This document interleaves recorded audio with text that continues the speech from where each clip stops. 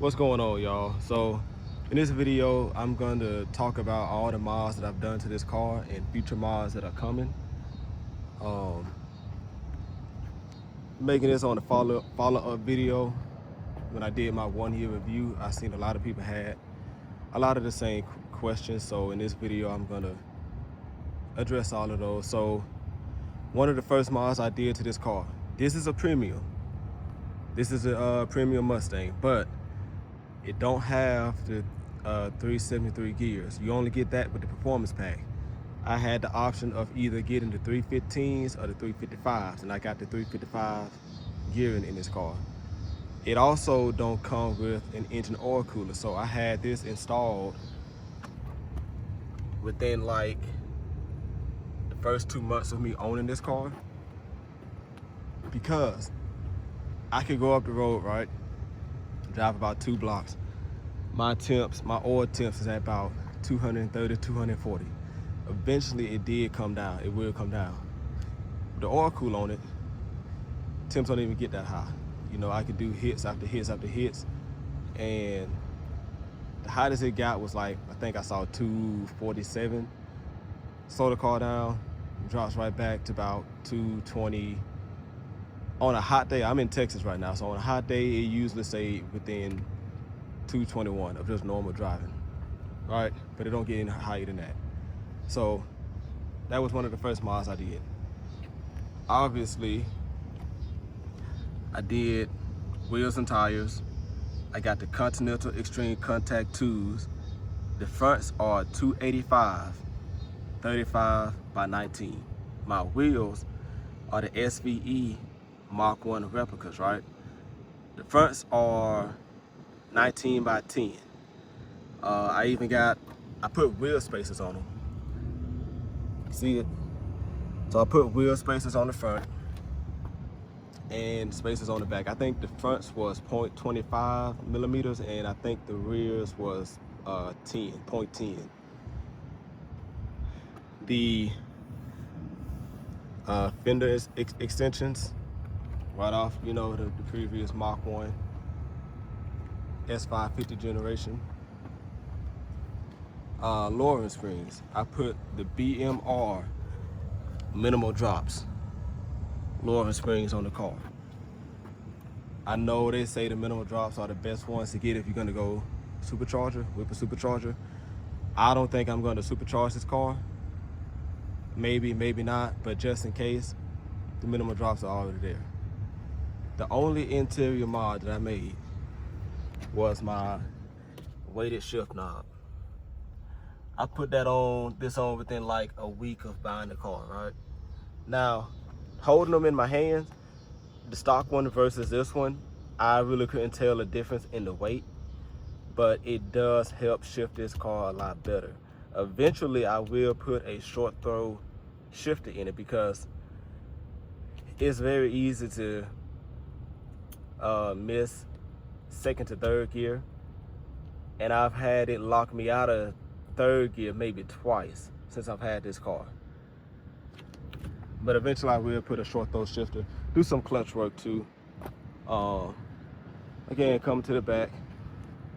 The back is 305, 30 by 19, and the wheels, it's a 19-inch wheel, and it is 11 inches wide.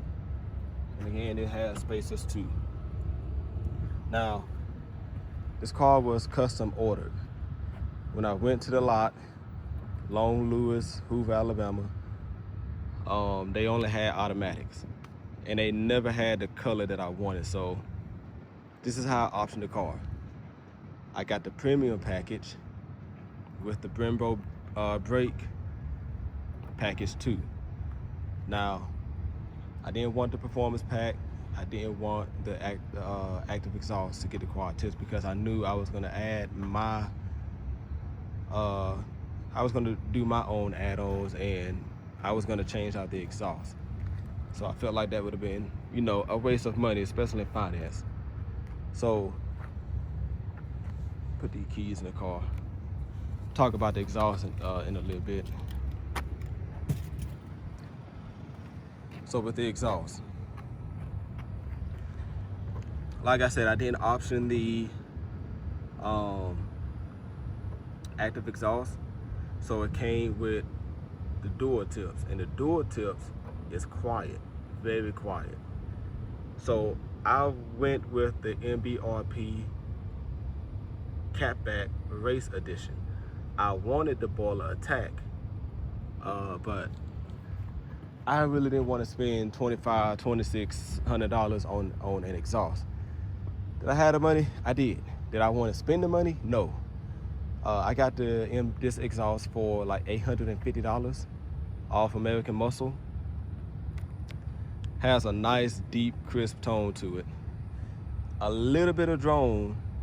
Once you, like, if you go to six, if you know, you go on that highway speeds, you go to 6th gear, has a little bit of drone at first. Now it really doesn't have that much drone at all. I don't know if because the exhaust like fully broke in or whatnot, I don't know, but drone is not an issue, to be honest with you. The spoiler, dark horse style spoiler that you would get if you didn't get the handling package. So I got the spoiler that would come on like the regular dark horses. Something nice, something subtle. Let me see, also the lights, the marker lights. So like I said in the previous video, these are aftermarket marker lights. The ones from factory lights up at the very bottom. These light up the whole side of the car,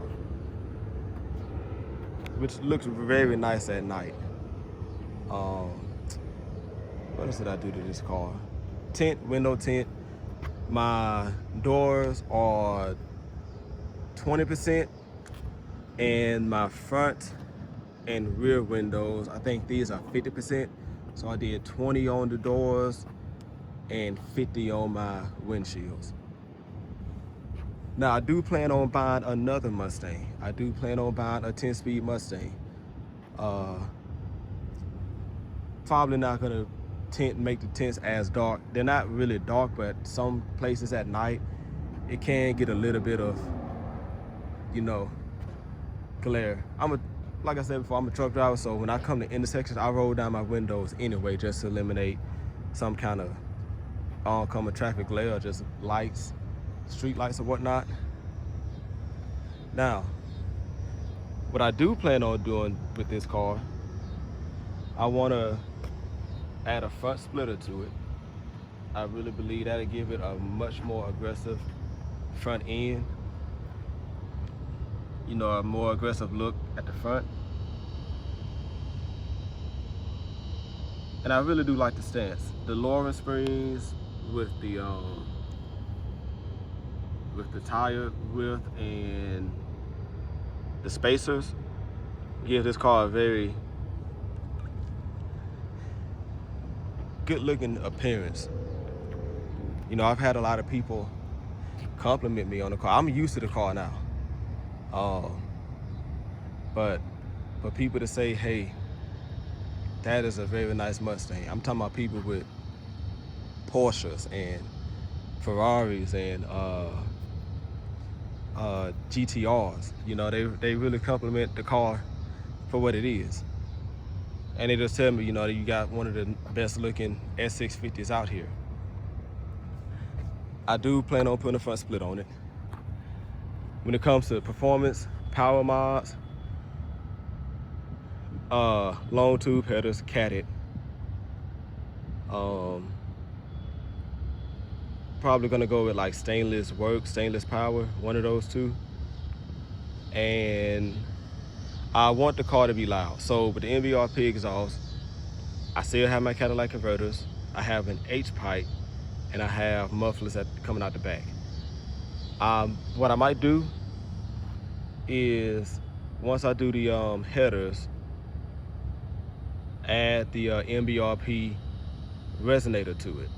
Because I want the car, yeah, I do want to increase the volume, but I don't want it to be just loud and raspy. I want to really keep that perfect tone to it, because a lot of people tell me the exhaust you got on now, it really don't need much more, but I really do want those, you know, want headers on it. Headers and probably just a 93 tune. We have an E85 station where I'm from, but I don't really plan on running E85. That's for the 10-speed Mustang. That's the one that I want to really make an all-out race car. When I do get that one, probably just gonna do cat delete, exhaust, stage 2 ripple, and E85 E85 tune with some suspension upgrades too. Oh yeah, speaking of suspension, almost forgot the cradle lockout kit. Got the BMR cradle lockout kit on the car. Later on, I might add some sway bars to it and some performance shocks. But yeah, that's probably gonna be all that I'm gonna do to this one, unless something changes my mind. You know, if I do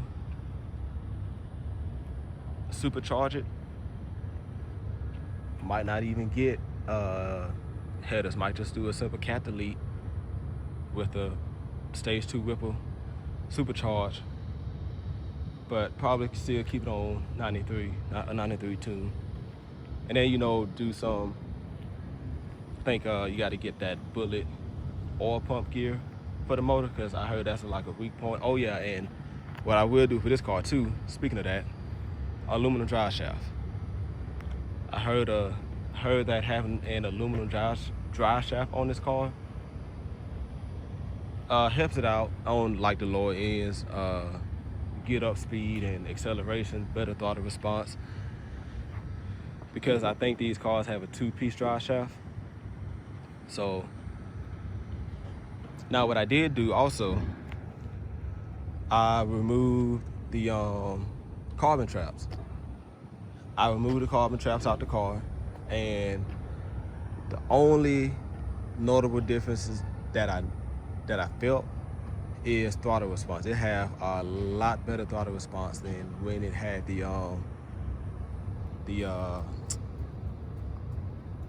those damn carbon traps in it. Much better throttle response, is very snappy down low, especially first, second, third gear. Now, I did a quarter-mile run. My quarter-mile run stayed about the same, about 12.6, 12.7. My 0 to 60 though, I usually get 4.6 to 4.8 seconds in my 0 to 60. This time I ran a 4.5. So I noticed a little pickup in my 0 to 60 time. But yeah, got the carbon traps off. Eventually I will add cold air intakes to them. I don't know what brand I'm gonna go with, but took the carbon traps out just to see, did it really make a difference? It did. Throttle response, better throttle response, and eventually I will add, once I add the long tube headers, I'm gonna add the cold air intakes to the car too. So yeah, that's the video. Stay tuned for more. I will be doing more in the future. Probably more, you know, driving videos, and once I get all the stuff, show you how it's all installed. I have a shop that I go to in Tuscaloosa. They do a really, really good job. So yeah, stay tuned for the next video. All right, peace.